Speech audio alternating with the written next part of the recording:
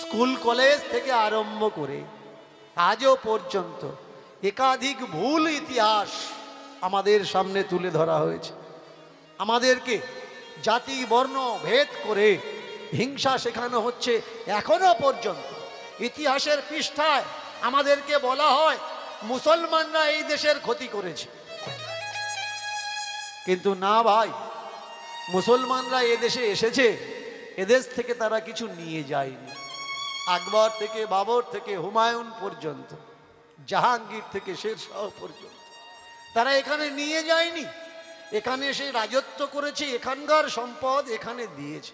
অনেকে বলেন ঔরঙ্গজেব এমন হিংসাত্মক ছিলেন, হিন্দুদের ওপরে অত্যাচার করতেন। না, আমরা ঔরঙ্গজেবের ইতিহাস জানি না। ইতিহাস যদি জানতাম তাহলে এই কথাটা আমরা কখনো বলতাম না। ঔরঙ্গজেব 50টা বছর রাজত্ব করেছে ভারতবর্ষে। সে যদি চাইতো হিন্দুগুলো মুসলমান হোক, 50 বছর তো কি, একটা বছর টাইম লাগতো না, হিন্দুগুলো মুসলমান হয়ে যেত। এই ঔরঙ্গজেবের একখানি মেয়ে ছিল, তার নাম রেহান। আপনারা অনেকেই জানেন না। কৃষ্ণ ভক্তের তালিকায় এই রেহানের কৃষ্ণ প্রেম উচ্চ শিখরে আছে।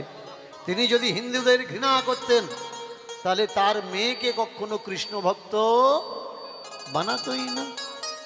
যারা বলে ভুল ইতিহাস পড়ে সেই ভুল প্রভাব সমাজে তারা তুলে ধরে। আগে জানতে হবে আমাদের পর্যন্ত সত্য ইতিহাসটা দাবিয়ে দিচ্ছে কারা। স্কুল কলেজে কেন পড়ানো হচ্ছে না মাটির নিচের ইতিহাস? ইংরেজ যদি না আসতো আমরা জানতাম না এদেশে অশোক বলে কোনো রাজা ছিল। যেদিন ইংরেজরা 1800 সালের পর থেকে খোদাই করা আরম্ভ করে, মাটির নিচ থেকে বেরিয়ে আসে অন্য ইতিহাস, বেরিয়ে আসে জ্ঞান, বেরিয়ে আসে বৌদ্ধ। এখনো পর্যন্ত আপনারা শুনলে অবাক হবেন, মথুরা বৃন্দাবন মাটি খোঁড়ার পরে কোনো কৃষ্ণ মূর্তি পাওয়া যায়নি, পাওয়া গেছে কি বৌদ্ধ মূর্তি। এটা আমার মুখের কথা নয়।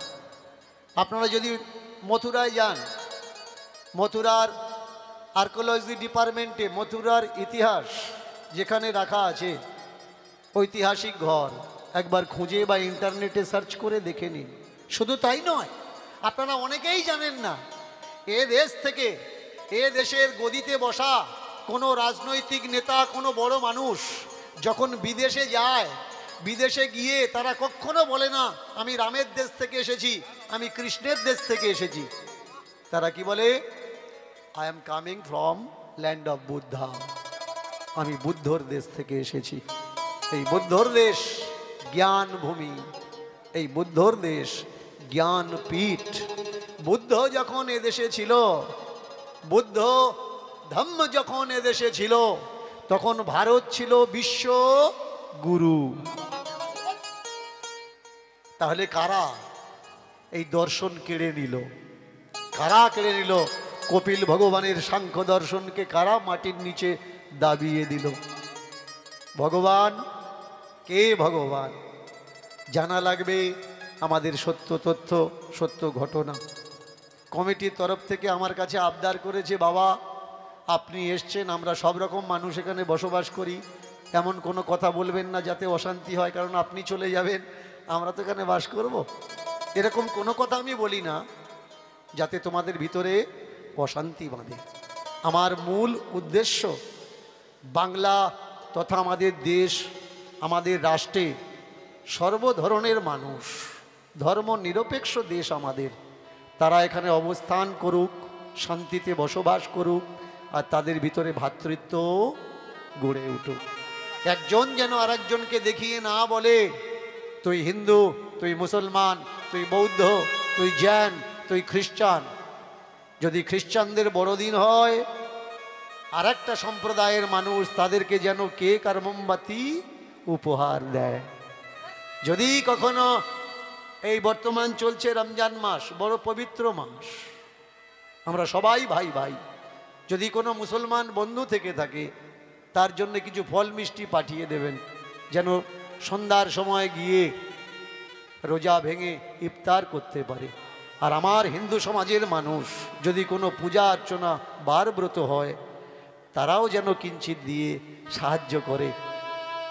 যে আমি তোমার মতের মানুষ নই, তার মানে এই নয় যে আমি তোমার বন্ধু নই, আমি তোমার আপনজন নই। এই ভ্রাতৃত্ব বোধ আমাদের গড়ে তোলা লাগবে। শুধুমাত্র সাম্প্রদায়িক হিংসা যদি আমরা এই সমাজে গড়ে তুলি, তাহলে আমরা কেউ এগিয়ে যেতে পারবো না। আজকে নিমাই ভগবান কেন? নিমাই ভগবানের থেকে বেশি কেন? কারণ তিনি চাইনি যে একটা ধর্ম এই দেশে গড়ে উঠুক। তিনি চেয়েছিলেন মানবতার প্রতিষ্ঠা। শুনুন, আপনারা আপনারা যারা নিমাইয়ের গলায় তুলসীর মালা পরিয়ে দিয়েছেন, আপনারা যারা চৈতন্য সাজিয়ে তার মাথায় চৈতন্য রেখে দিয়েছেন, কখনো নিজেকে প্রশ্ন করেছিলেন, জিজ্ঞাসা করেছিলেন, খোঁজার চেষ্টা করেছিলেন যে নিমাইয়ের গলায় তুলসীর মালা ছিল কিনা? আদৌ নিমাইয়ের গলায় মাথায় চৈতন্য ছিল কিনা? কেউ আপনারা খোঁজেননি। কিন্তু নিমাই মানে কি? আমরা জানি নিমাই মানে নিমাই সন্ন্যাসী, মাথায় কিচ্ছু নেই, চৈতন্য আছে আর গলায় আছে তুলসীর মালা। কিন্তু নিমাইয়ের রূপটা এমন রূপ নয়। নিমাইকে জানার জন্যে একাধিক বই আছে। যারা বলছে তর্ক করে মূর্খে, মন দিয়ে শোনো, তর্ক যদি না করো তুমি জানতে পারবে না কোনটা সত্য কোনটা মিথ্যা। মূর্খরা যদি তর্ক করে, মেনে চলো তোমার জায়গার উপরে একজন দখল করে চাষ করছে, পাট্টা তোমার, দলিল তোমার, রেকর্ড তোমার, তুমি কি করবে? তার সঙ্গে তর্ক করবে কি করবে না? যে ভাই এটা আমার জমি, এটা তোমার জমি নয়। তুমি যদি তর্ক করো, তাহলে এরা বলছে তর্ক করে মূর্খে, তর্ক করা যাবে না। কিন্তু তুমি নিজেকে পণ্ডিত ভেবে আর চুপ থেকে যদি বাড়ি চলে আসো, তোমার জমি চলে যাবে, গাড়ি চলে যাবে, বাড়ি চলে যাবে, ছেলে চলে যাবে, বউ চলে যাবে। এরকম পণ্ডিত হওয়ার দরকার নেই যে পণ্ডিত সাজতে গিয়ে তুমি ভিখারি হয়ে যাবে। এই কথা কারা বলছে? বলছে নাকি আমাদের বৈষ্ণব সমাজ, যে তর্ক করে মূর্খে। তর্ক শূকরের বিষ্ঠা সম হয়। তর্ক যদি শূকরের বিষ্ঠা সম হবে, তাহলে মহাপ্রভু নদিয়া নবদ্বীপ থেকে উড়িষ্যাতে গিয়ে সেখানে বৌদ্ধ সম্প্রদায়ের মানুষের সঙ্গে তর্ক যুদ্ধ কেন করছে? আমাদের ভুল ইতিহাস জানানো হয়েছে। পাবেন কোত্থেকে? পড়ে নেবেন, হিস্ট্রি অফ ওড়িশা একটা বই পড়ুন। আর একটা বই পড়বেন, যিনি মহাপ্রভুর বাড়ির চাকর ছিলেন, ঈশান নাগর। সেই ঈশান নাগরের বই লেখা আপনারা পড়ে দিন, তাহলে আপনাদের চোখে যারা পট্টি বেঁধে রেখেছে পট্টি খুলে যাবে। আসুন, আমরা জানবো সত্য কোনটা, আমরা জানবো মিথ্যা কোনটা।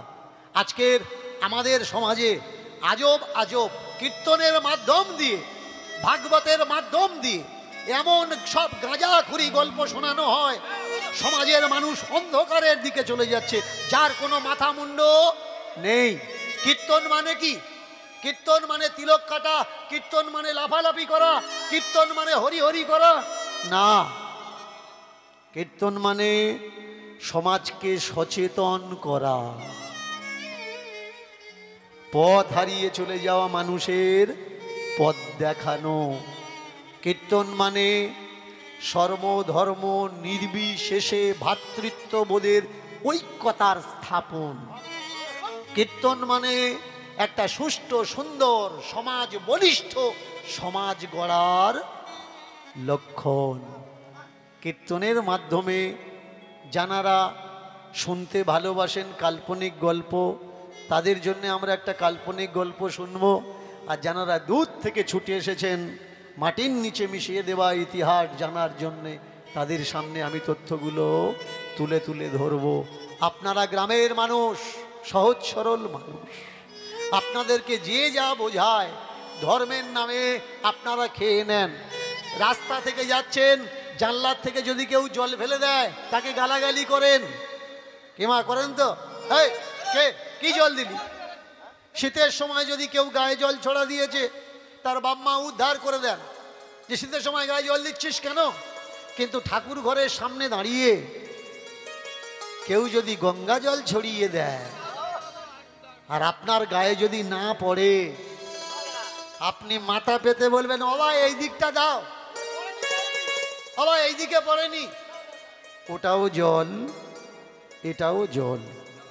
কিন্তু ঠাকুর ঘরের সামনে দাঁড়িয়ে থাকা জলকে আমরা মনে করছি পবিত্র জল, আর পুকুরের জলটা যে আমাদের গায়ে ছড়িয়ে দিচ্ছে আমরা মনে করছি ওটা গঙ্গা জল নয়। আমাদের বোঝা লাগবে সত্য কোনটা, বোঝা লাগবে মিথ্যে কোনটা। আমাদের ভুল রাস্তায় নিয়ে যাওয়া হচ্ছে, আমাদেরকে বোঝানো হচ্ছে ভগবান পেতে গেলে দীক্ষা নিতে হবে। মায়েরা, ও মায়েরা, মায়েরা আমাকে দেখতে পাচ্ছেন তো? বলুন কারা কারা দীক্ষা নিয়েছেন, হাত তুলবেন। সবাই স্বর্গে যাবে?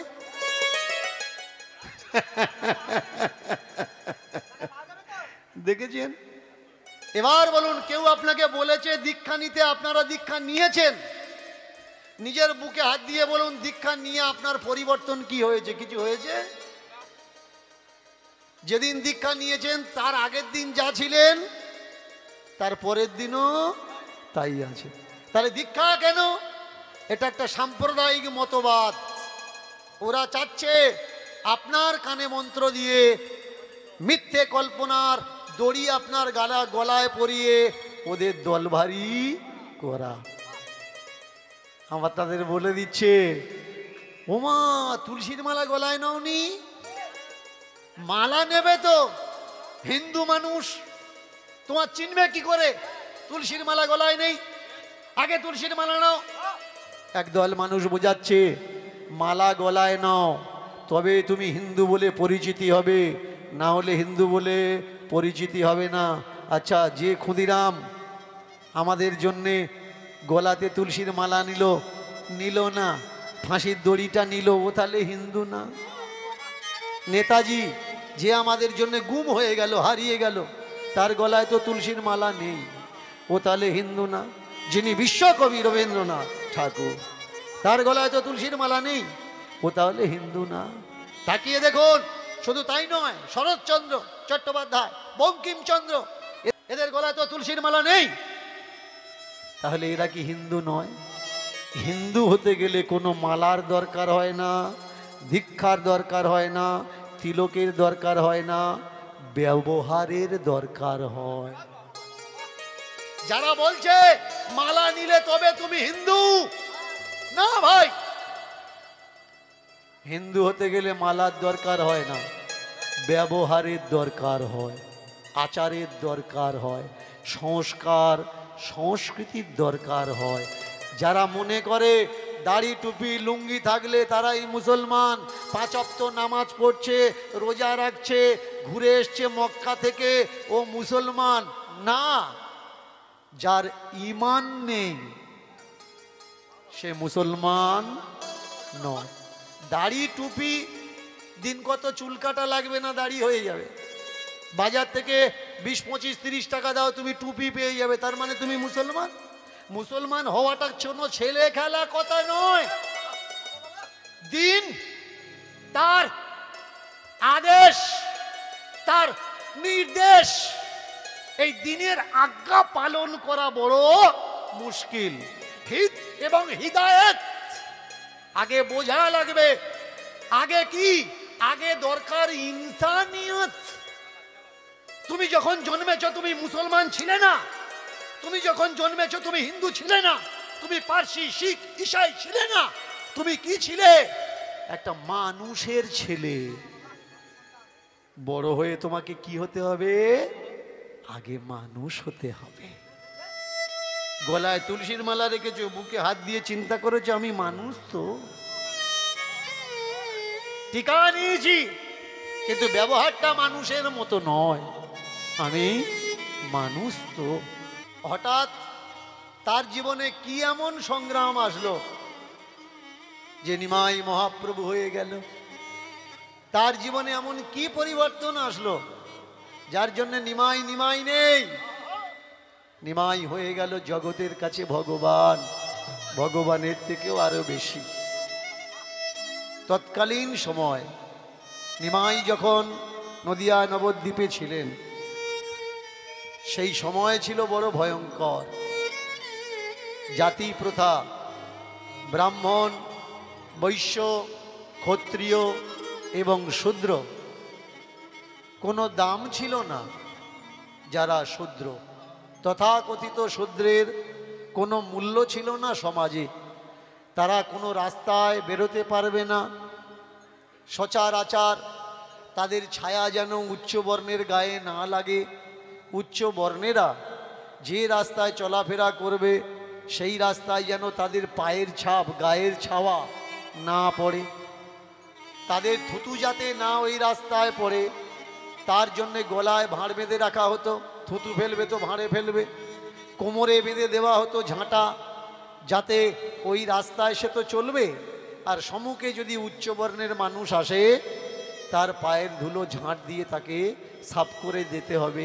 উচ্চ বর্ণের মানুষ যাতে ওই রাস্তা দিয়ে তার ধুলোর উপরে পা না রাখতে হয়, এমন ব্যবস্থাপনা চলছিল বেশ ভালো। কিন্তু মহাপ্রভু যেদিন তার বাবার পিণ্ড দেওয়ার জন্যে গয়াধামে গেলেন, গয়াধামে যেতে যেতে তিনি দেখলেন একটা পুকুরের জল সবাই খেতে পারবে না, একটা কুয়োর জল সবাই খেতে পারবে না। পুকুরের জল কুকুরে খেয়ে যাচ্ছে, তাতে কোনো অসুবিধা নেই। কিন্তু শূদ্র কোনো মানুষ যদি খায়, নির্যাতের কোনো মানুষ খায়, সেখানে হয় মারপিট, সেখানে হয়ে যায় মানুষ হত্যা। যে উচ্চ বর্ণের পুকুরে তুমি জল খেলে কেন? পুকুরে খাচ্ছে তাতে অসুবিধা নেই, মানুষে খেলে অসুবিধে। আমার ঠাকুরজি দেখলেন যদি এমন চলতে থাকে আমার ধর্ম বলে আর ধর্ম থাকবে না। বোঝা লাগবে, যারা বলছে তীর্থে যাও, যারা বলছে জপ করো, তপ করো, তবে ভগবান পাবে, না হলে পাবে না। আজকের একটা লীলার মাধ্যমে আমরা এগিয়ে যাব, আর এই লীলার মাধ্যমে আমরা জানবো সত্যি কি ভগবানকে পেতে গেলে জপ তপ করার দরকার। পাঞ্জাব আম্বালা একটা মেয়ের জন্ম হয়েছে, আনন্দী বাই। আজকের যে ভক্ত লীলা আস্বাদন করব সেই ভক্ত লীলার নাম হলো আনন্দী বাই। মায়েরা মনে রাখবেন লীলার নামটা। আজকের যে লীলা আস্বাদন করব লীলার নাম কি বললাম? আনন্দী বাই। আমাদের ভিতরে দুঃখ যেন কোনো নাই, কেউ মুখ কালো করে বসে থাকবে না। আজকের আমরা আনন্দের লীলা আস্বাদন করব। মেয়ে ছেলে মানে পাপ, পাপী আর পাপ জনি। তোমরা যে ঠাকুর ঘরে ঢোকো না, তোমরা পূজা করছো, পূজা করা তোমাদের কোনো অধিকার নেই। ঠাকুর ঘরে সব থেকে বেশি যায় কারা? মায়েরা। বাড়ির বুড়োরা যায়, ছেলেরা যায় না, মেয়েরা যায়? মেয়েরা যায়। কিন্তু ঠাকুর ঘরে মেয়েদের যাওয়ার অধিকার নেই। গীতা বলছে মেয়েরা পাপজনী, আমি বলছি না, গীতা বলছে। পড়ে নেবেন শ্রীমদ্ ভাগবত গীতা। আজকের আপনারা যে লাফিয়ে লাফিয়ে ঠাকুর ঘরে যাচ্ছেন, জানেন এই অধিকারটা আপনাদের কে দিয়েছে? কোনো সাধু, কোনো বৈষ্ণব, কোনো ধার্মিক পুরুষে আপনাদের এই অধিকার দেয়নি। যারা আপনাকে এই অধিকার দিয়েছে তারা সমাজে অ্যাথিস্ট, নাস্তিক বলে পরিচিত। শুনুন, মেয়ে ছেলে জন্মগ্রহণ করেছে, বেটা ছেলে মানে কি? স্বর্গে যাওয়ার সিঁড়ি। কোনো বাড়িতে যদি 4টে মেয়ে হয়, পাড়ার লোক কানা ঘুষো করে, আরে এদের জল দেবে কে রে?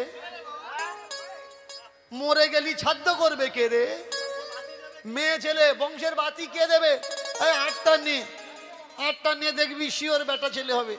আগে তো মেয়েরা গাঁট দেখতো, ওই যে নাভি ছিল না, নারীর গাঁট দেখতো, দেখে বলতো এরপরে বেটা ছেলে হবে। হ্যাঁ, এই করে করে আমাদের পাশের বাড়ি একটা ঠাম্মার 9টা মেয়ে হয়েছে। গাঁট চেক করতে জানে না, শুধু বলে এরপরে হবে এরপরে হবে। 9টা মেয়ে ছেলে। তোমরা শোনো, নারী পুরুষের থেকে বেশি ভারী। পুরুষের কোনো ক্ষমতা নেই যে সংসার সে চালাবে, যদি নারী তার সঙ্গে হাল না ধরে। পুরুষ তো নৌকার একটা প্যাসেঞ্জার মাত্র, নৌকার প্যাসেঞ্জার। নারীকে, নারী নৌকার ডাঁট ধরেছে। পুরুষ ওদিক থেকে খেটে নিয়ে আসবে, আর নারী যদি আইসন্নে হয় থাকবে, সব চলে যাবে। কিন্তু পুরুষ 10 টাকা কামাচ্ছে, আর নারী বুদ্ধি করে যদি 8 টাকা রেখে দিয়ে 2 টাকা ব্যয় করে, ও সংসার উন্নতি হবে, কেউ আটকাতে পারবে না। সংসারের উন্নতি একমাত্র বাড়ির বউই আনতে পারে, পুরুষে কখনো আনতে পারে না। এর জন্য নারীর যতটা অধিকার সংসারে, পুরুষেরও অতটাই অধিকার। নারী কখনো ছোট নয়। নারী যদি ছোট হতো, ভারতবর্ষের আমাদের যিনি নারী প্রধানমন্ত্রী, প্রথম প্রধানমন্ত্রী, তার নাম কি? বেটা ছেলে না মেয়ে ছেলে? নারী যদি সত্যি ধর্ম মেনে পাপজনী হতো, ইন্দিরা গান্ধী কি আর আমাদের দেশের প্রধানমন্ত্রী হতো? আমার বাংলার যিনি মুখ্যমন্ত্রীর পদে গদিতে বসে আছেন, তিনি কে? বেটা ছেলে, তিনি মেয়ে ছেলে। আজকে যদি ধর্মের কথা এরা শুনতো, তাহলে কখনো কি মসনদে ওরা বসতে পারতো? বসতে পারতো না। এরা গদিতে বসে আমাদের চোখে আঙুল দিয়ে দেখিয়ে দিয়েছেন যে ছেলেরা যেটা করতে পারে সেটা আমরাও করতে পারি। কিন্তু আম্বালার যে পরিবারে জন্মগ্রহণ করেছে আনন্দী, আশেপাশের মানুষ কেউ দিল না,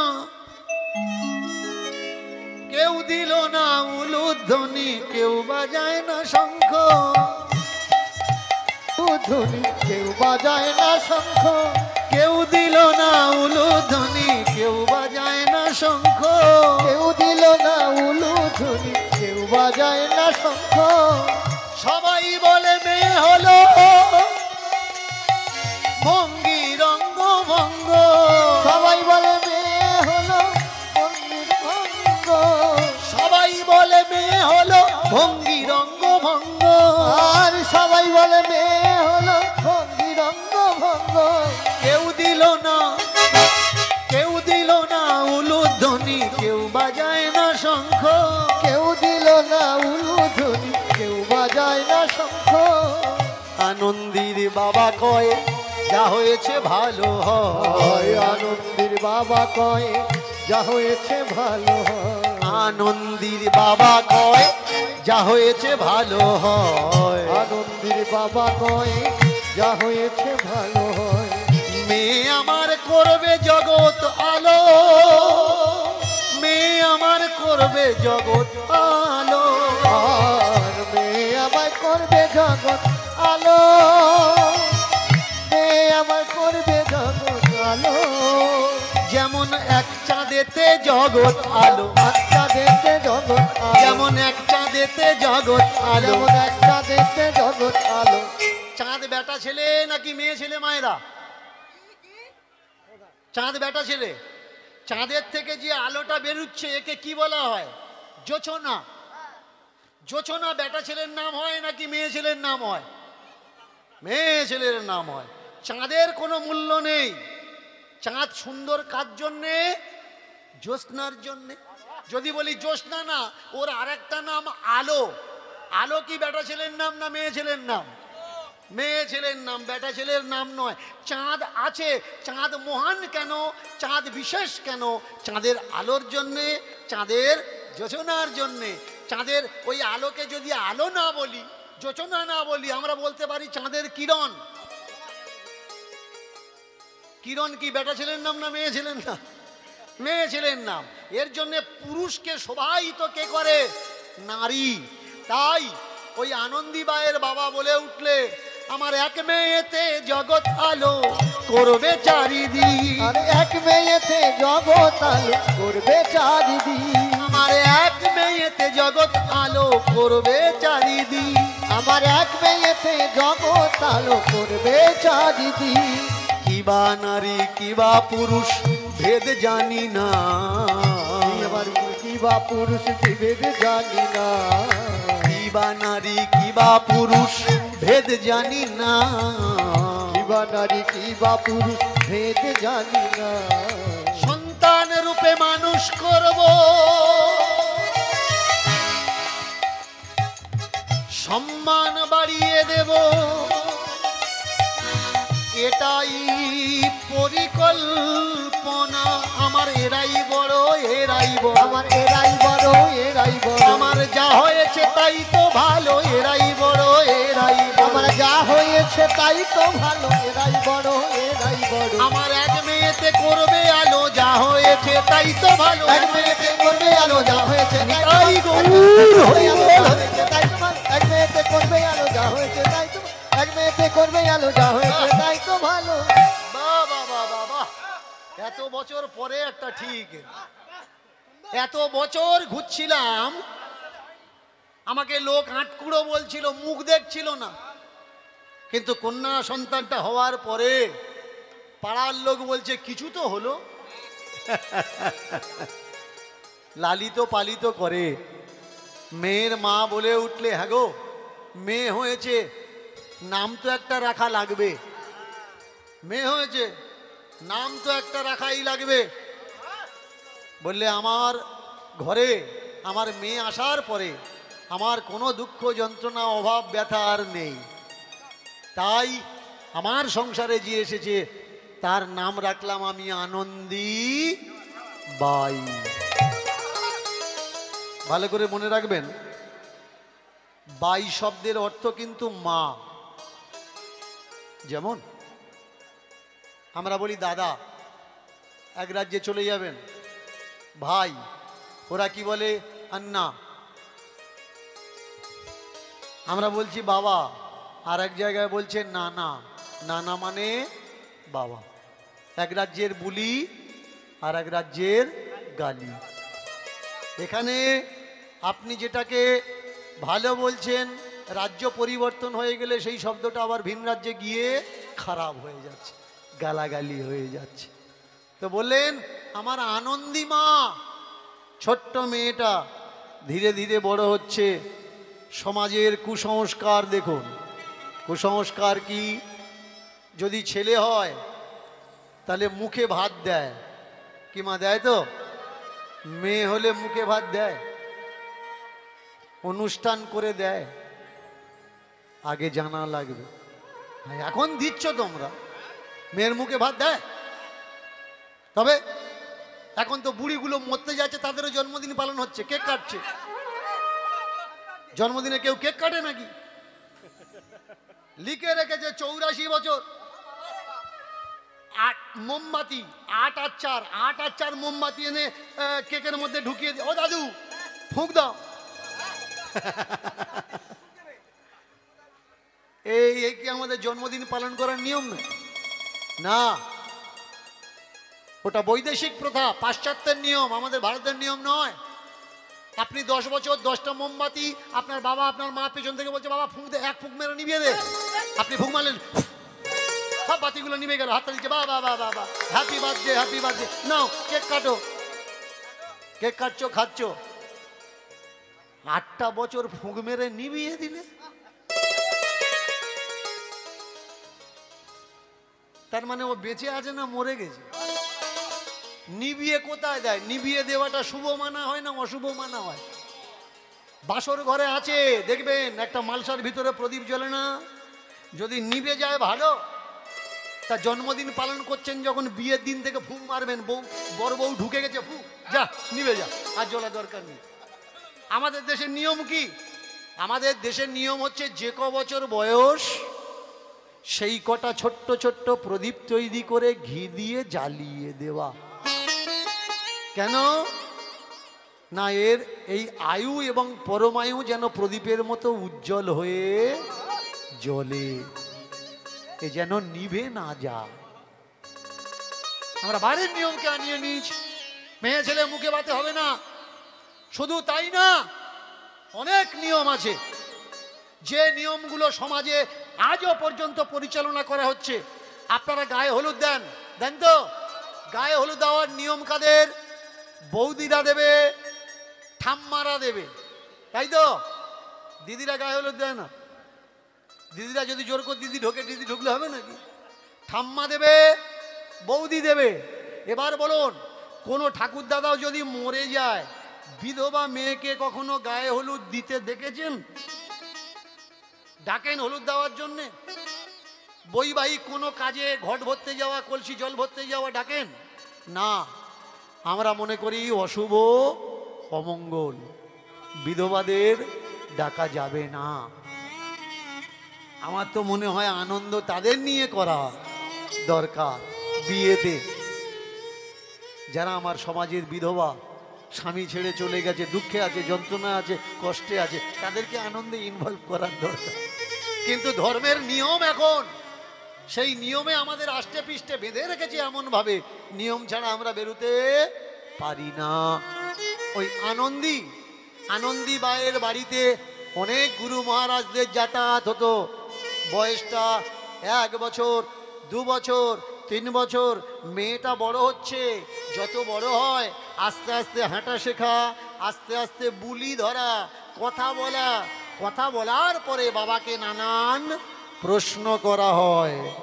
বাবা এটা কি? বাবা ওটা কি? আর বাবা কাজ থেকে বাড়িতে ফিরে এসে ওই ছোট্ট মেয়েটাকে কোলে নিয়ে ব্যাস গল্প করতে থাকে, কথা বলতে থাকে। মামা এইটা করলে এই হবে, ওইটা করলে ওই হবে, সেইটা করলে তাই হবে।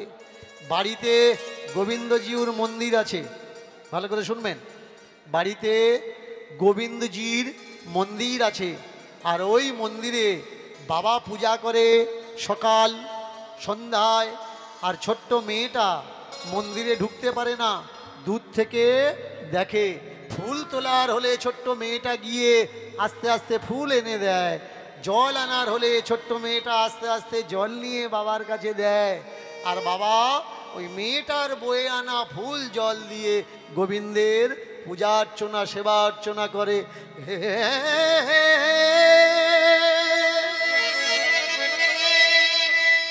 হে গোবিন্দ,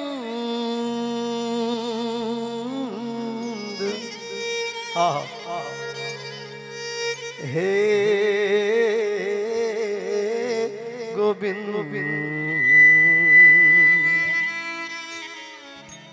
হে गोविंद, अब जीना मरना तेरे नाम,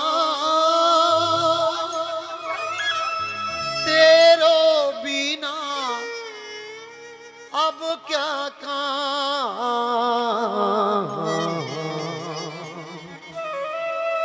अब क्या काम, जीना मरना तेरो नाम, तेरे बिना अब क्या काम, तेरे बिना अब क्या काम, तेरे बिना अब क्या काम। जीना जीना जीना जीना जीना मरना तेरो नाम,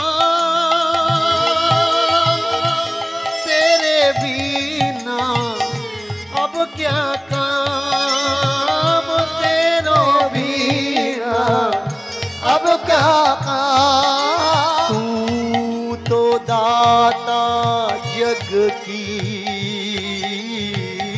तू तो त्राता सबकी, करुणा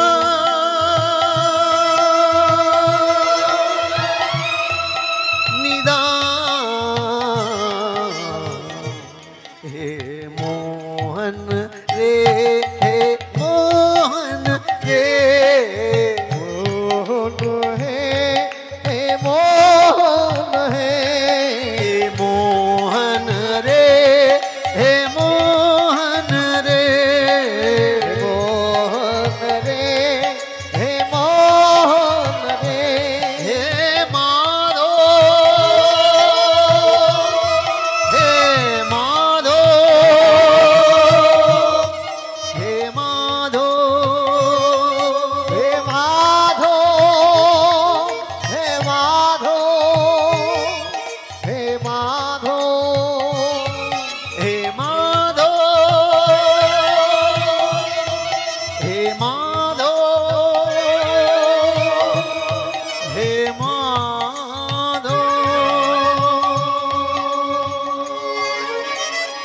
नमस्तुभ्यं गोविन्दाय गोपालभ्यै नमो नमः नमस्तुभ्यं राधाकान्ताय गोविन्दाय भ्यै नमो नमः नमस्तुभ्यं राधाप्रणेश्वराय गोविन्दाय भ्यं नमो नमः नमस्तुभ्यं यशोदानन्दन गोविन्दाय भ्यै नमो नमः ओम सचन्दन तुलसी पत्राय भ्यै नमो नमः ओम सचन्दन धान्य दुर्भाय भ्यै नमो नमः ओम एतत् बृन्दावनेश्वराय बृन्दावन पताय भ्यै नमो नमः। ছোট্ট মেয়েটা বাইরে থেকে উঁকি ঝুঁকি মারছে, বাবা বাবা ভিতরে কি করছে? ঘন্টা মারছে, কখনো শাঁখ বাজছে, কখনো নিজে নিজে কি সব মন্ত্র বলছে।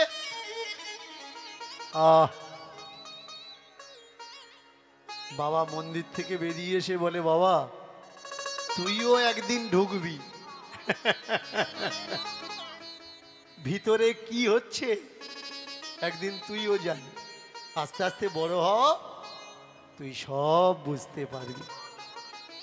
4 বছর 5 বছর 6 বছর 7 বছর বয়সে পড়েছে। এখন বিয়ে হয় কত বছর বয়সে? 20, 22, 25 হচ্ছে, তবু মেয়ের বাবারা বলছে এবছর দেবো না, পড়াশোনা করছে। 2000 কত চলছে এটা? 2025, 26, তাহলে আমার মেয়েটা এখন দেবো না। 2000 সাল পর্যন্ত চিন্তা করুন, মেয়ের বাবারা টাক চুলকেছে, কোথায় দেবো? সর্বনাশ, 14 বছর বয়স হয়ে গেছে, খুঁজে খুঁজে খুঁজে পাগল হয়ে গেছে। আর সময়, এই ক বছরের ভিতরে সময় এমনভাবে পাল্টি মেরেছে। আগে ছিল যার বাড়ি মেয়ে তার মাথায় চিন্তা ছিল, এখন যার বাড়ি ছেলে তার মাথায় চিন্তা। বাবা আর সহ্য করতে পারছে না, গুঁতো মেরে বলছে লাইন টাইন করতে পারিস না। কারণ বর্তমান সময়ে যদি লাইন করেছো তবে বিয়ে হবে, আর লাইন যদি না করো বিয়ে হবে না। বুঝতে হবে। ওরে বাপরে, আমরা যে সময়ের কথা আজকের আলোচনা করছি, যদি কোনো বাড়িতে মেয়ে থাকতো তার মাথায় চিন্তা থাকতো। ওই যে 20 বছর 22 বছর তো দূরের কথা, 5 বছর বয়স হলে মাথায় চিন্তা ঢুকতো। মনুস্মৃতি, গৌতম সূত্র আর ব্যাস স্মৃতি, এই 3টা পড়বেন। পড়লে দেখবেন মেয়ে ছেলে 3টে বয়সে বিয়ে দেওয়াই লাগবে। আর যদি না দাও তাহলে যে বাড়িতে, মেয়ের বাপের বাড়ি, মেয়ে যদি পূর্ণাঙ্গ রূপ হয় তাহলে ওর বাবা মাকে নরক যাওয়া লাগবে। এটা আমি বলছি না। নারীর যদি ঋতু প্রক্রিয়া বাপের বাড়িতে হয়, ওই বাবা আর মা ফ্যামিলি ওরা নরকে যাবে। এর জন্য 6 বছর বয়সে বিয়ে দিতে হবে, 7 বছর বয়সে বিয়ে দিতে হবে, না হলে 9 বছর বয়সে বিয়ে দিতে হবে। একটা উমাদান প্রথা, একটা গৌরীদান প্রথা, আর একটা সতীদান প্রথা। এই বিয়ে আমাদের সমাজে এমন একটা ভয়ঙ্কর প্রেক্ষাপট, এমন একটা যন্ত্রণাদায়ক প্রেক্ষাপট, যেটা শিক্ষিত সমাজে মেনে নেওয়াটা বড় কষ্টকর। শুধু মেয়েরাই ছেলের বাড়িতে যাবে কেন? ছেলেরা মেয়ের বাড়ি থাকতে পারে না? পারে না। চিরাচরিত প্রথা, ধর্ম থেকে আরম্ভ করে পূর্ব থেকে আমরা দেখে আসছি, নারী মানে পায়ের ধুলো, নারী মানে ভোগ্য বস্ত্র, নারী মানে নিকৃষ্ট, নারী মানে পাপজনী। একটা বেটা ছেলে সে যা খুশি করতে পারে বাড়িতে, কিন্তু একটা মেয়ে ছেলে করতে পারে না। রাত 12টা 1টা 2টো আপনার ছেলে মাধ্যমিক উচ্চ মাধ্যমিকে পড়ে, সে যদি মেলার থেকে ঘুরে বাড়ি আসে, আপনি কি বলবেন? এই কোথায় গেছিলিস? বলে যাসনি কেন? কাকে বলেছিস? রাজ দেবেন, বাড়িতে ঢুকিয়ে নেবেন, আজ যেন দ্বিতীয়বার না দেখি। কিন্তু আপনার মাধ্যমিকে পড়া মেয়েটা বা উচ্চ মাধ্যমিকে পড়া মেয়েটা মেলায় গিয়ে যদি রাত 2টোয় বাড়ি আসে, তাহলে ছেলে আর মেয়ের দুটো পানিশমেন্ট সমান হবে? তো হবে না। কারণ ছেলে কিছু বি করুক, তার গায়ে কোনো কলঙ্ক লাগে না। কিন্তু মেয়েরা যদি কিছু করেছে, মেয়ের বাবারা মনে করে আমরা মুখ দেখাবো কি করে। মেয়ে মানে অনেক কষ্টের জায়গা, অনেক দুঃখের জায়গা। শুধু তাই নয়, বিবাহকে বলা হয় কন্যা দান। দান কাকে করে? বস্তুকে দান করে। চাল দান করে, জল দান করে, সোনা দান করে, জমি দান করে, টাকা দান করে, বস্ত্র দান করে। তাহলে মেয়ে কি বস্তু যে তাকে দান করে দিতে হবে? শুধু তাই নয় মায়েরা, ব্যথা কোন জায়গায় লাগে জানেন? আমি কখনো জীবনে বিয়ে বাড়িতে কন্যে বিদায় দেখতে যাই না। কেন যাই না জানেন? মেয়ে ছেলে ওই কন্যে বর আর কনে যখন বরণ হয়, গ্রামের মানুষরা মেয়ের বাবা আর মাকে ডেকে নিয়ে আসে, এদিকে এসো, এদিকে এসো, এদিকে এসো।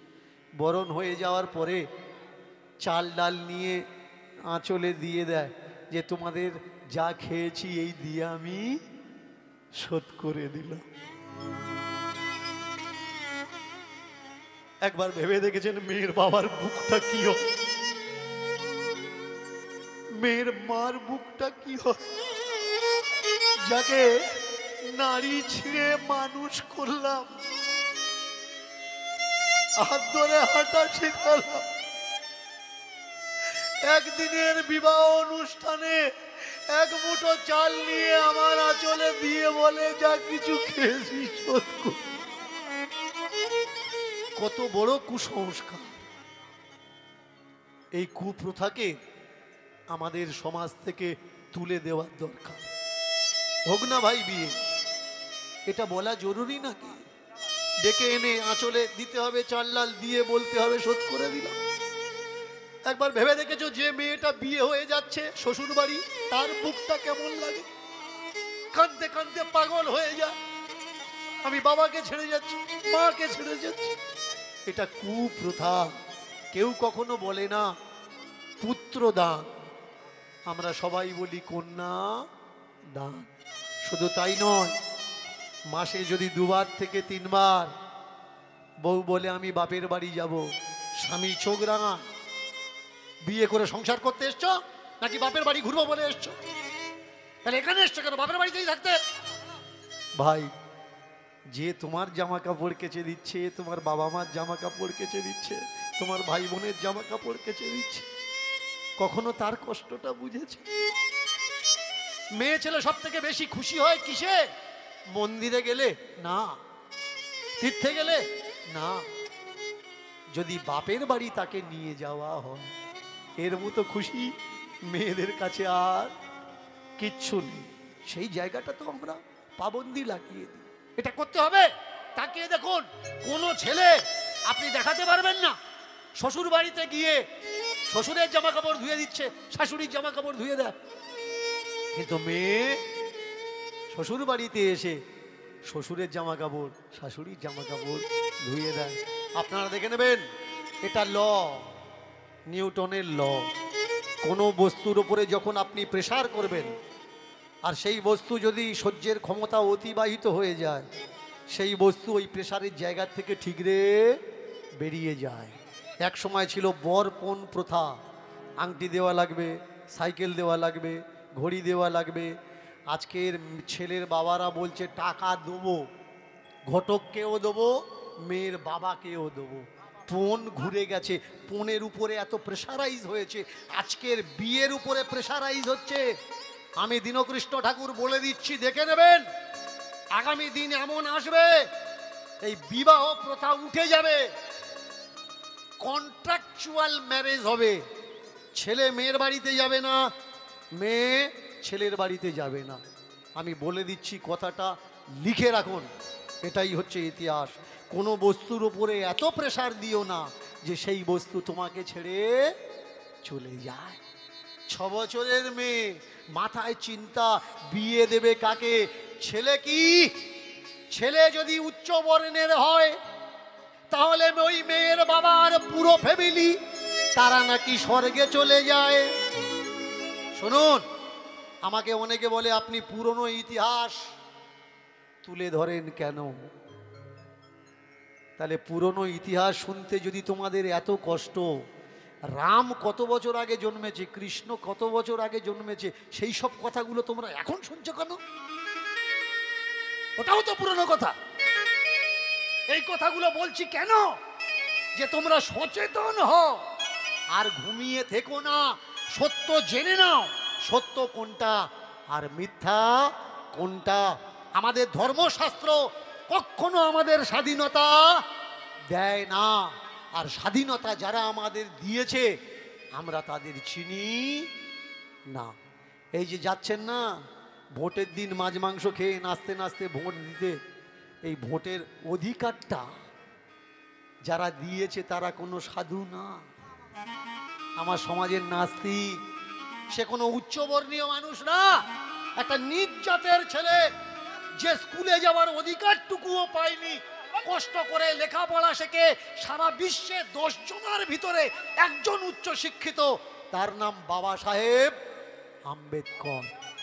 আজকে যদি মন্দিরে কোনো মূর্তি থাকতে হয় তো তারও একটা মূর্তি থাকার দরকার, কারণ ওই মানুষটা যদি আমাদের দেশে না জন্মাতো, আমাদের ভারতবর্ষের যে ম্যাপ দেখছেন না, যে পতাকা দেখছেন, ফ্ল্যাগ দেখছেন, একদল মানুষ ছিল চেয়েছিল ওই ফ্ল্যাগে সুতো কাটা চরখা আসুক, কিন্তু বাবা সাহেব চেয়েছেন সুতো কাটা চরকা হটিয়ে দিয়ে ওখানে অশোক চক্র দেওয়া হোক।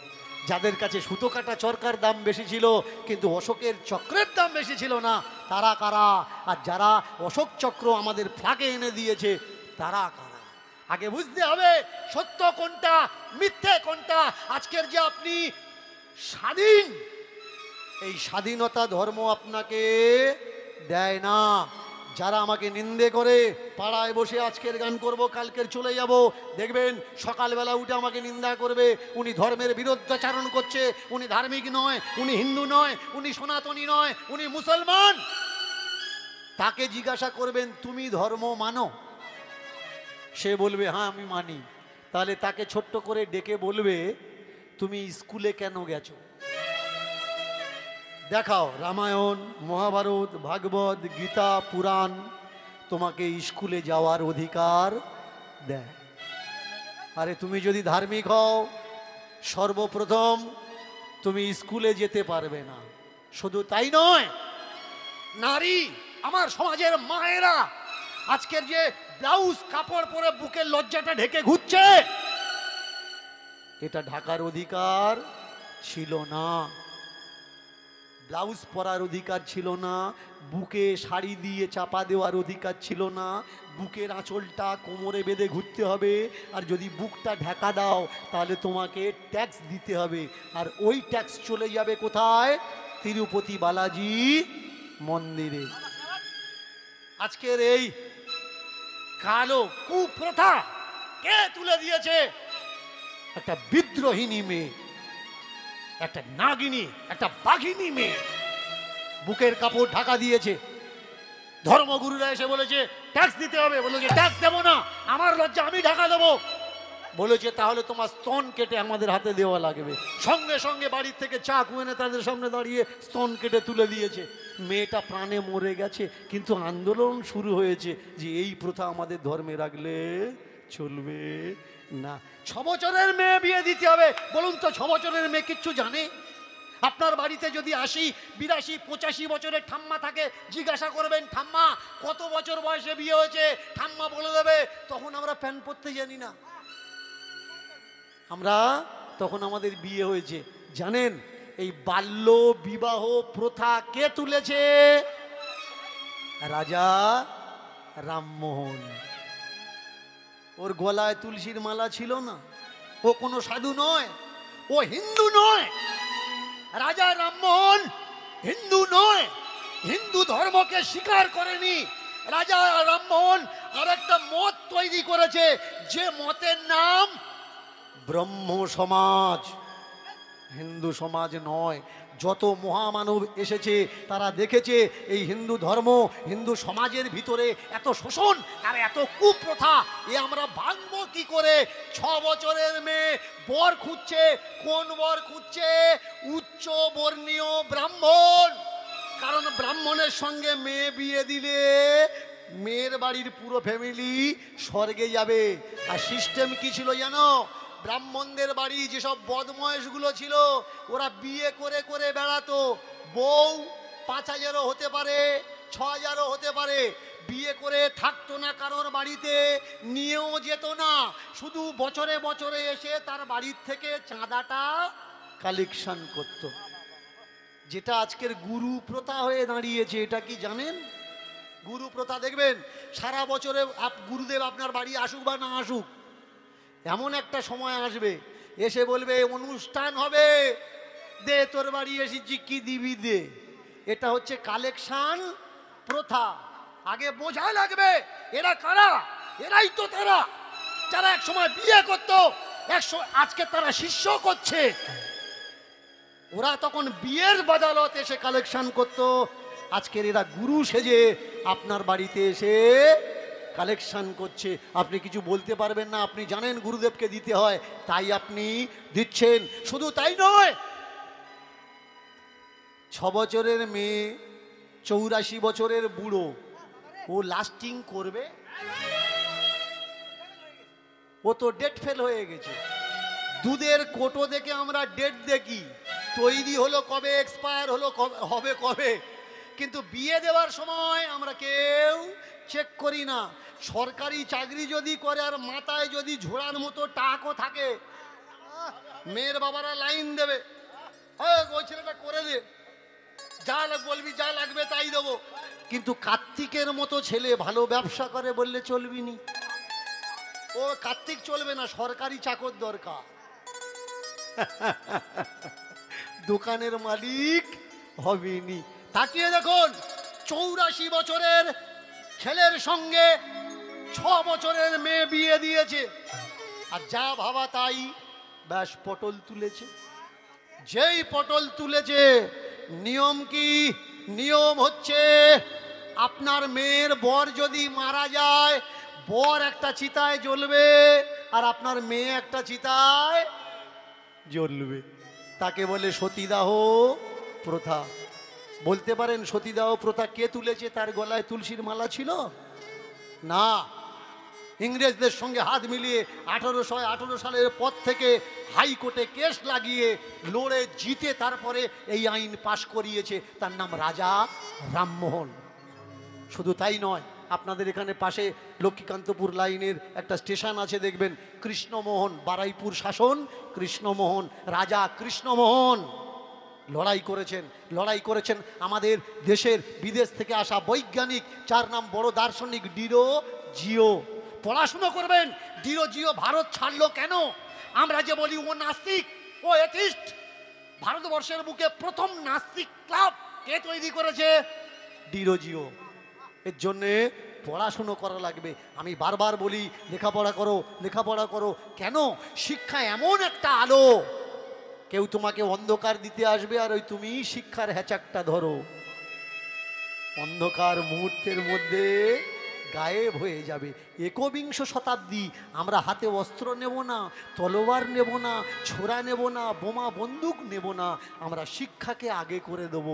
আর তাকে জিজ্ঞাসা করব, ভাই কোনটা ঠিক আর কোনটা ভুল? বই বলছে এটা আর তুমি বলছো এটা। আপনি মেয়েকে বিয়ে দিলেন, এখনো পর্যন্ত আমার সমাজের মানুষ বিয়ে দেওয়ার পরের দিন বউ নিয়ে যখন বাড়িতে এসছে, ওই রাতকে কি বলা হয়? কি বলে? কাল রাত্রি।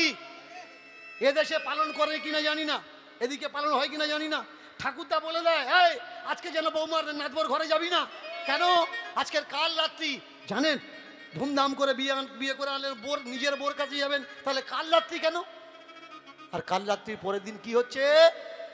বাসর ঘর। জানেন কাকে কাল রাত্রি বলে? শুনে নিন। আপনি বিয়ে করে এনেছেন, আপনার বউ আপনি রাখতে পারবেন না। আপনার সমাজের বিশেষ ধনী মানুষ বা উচ্চবর্ণীয় বিয়ের পরে তার বাড়িতে পাঠিয়ে দেবে, সে তার কাছে রাখবে কদিন, সেই কদিন হচ্ছে কাল রাত্রি, আপনার কাছে ফিরিয়ে দেবে, আর আপনি করবেন বাসর ঘর। সেই প্রথা আর নেই, জমিদারও আর নেই, সেই নিয়মও আর নেই, কিন্তু সেই কাল রাত্রি এখনো আমরা পালন করে যাচ্ছি। আমরা জানি না যে এটা কেন পালন করতে হয়। সকলে করছে, আমরাও করছি, এই করতে হয় তাই করছি।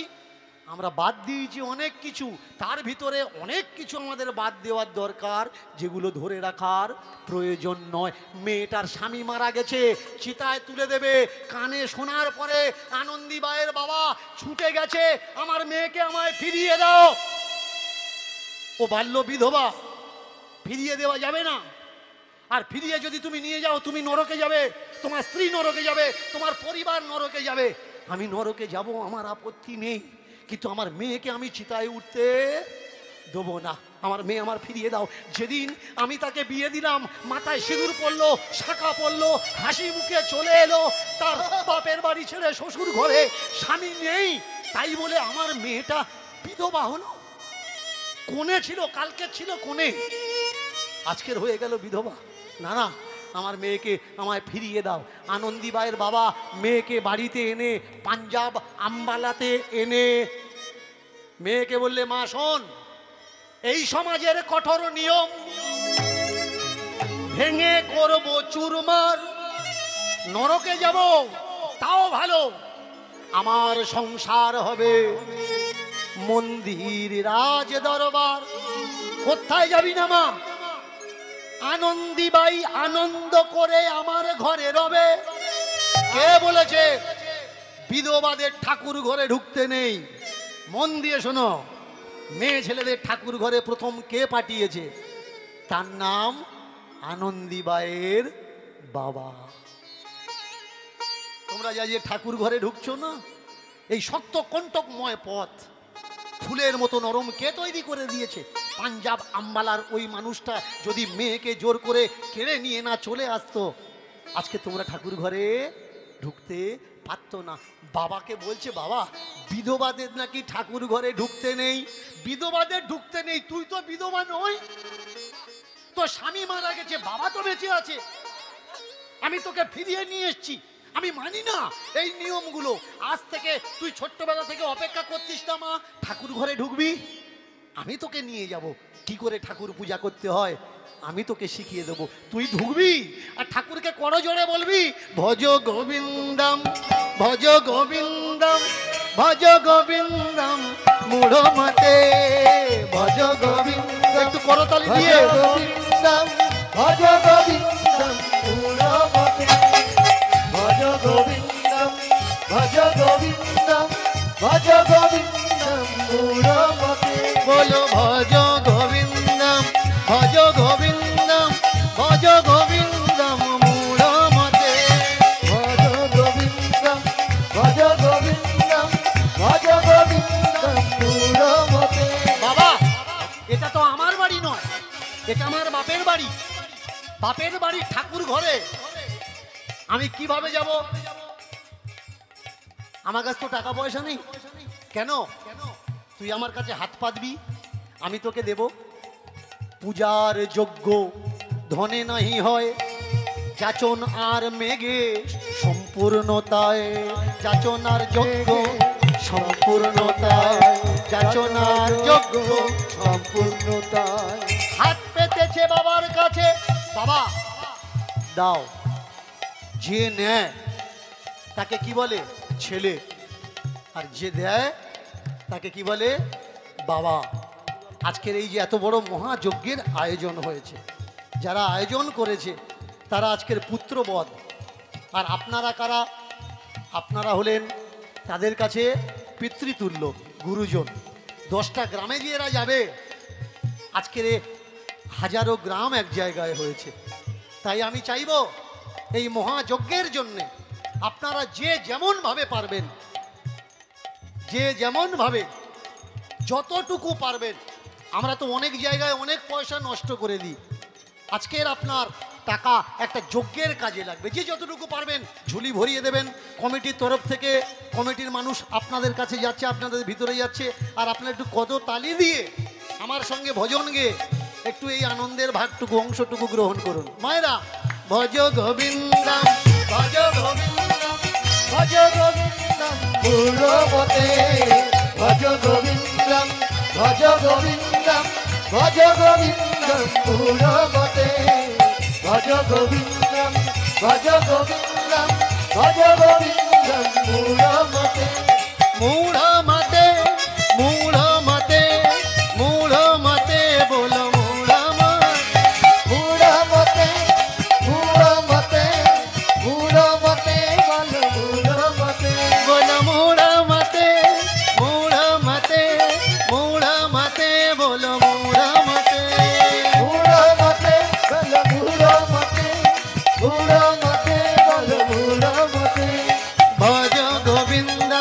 ভজ গোবিন্দ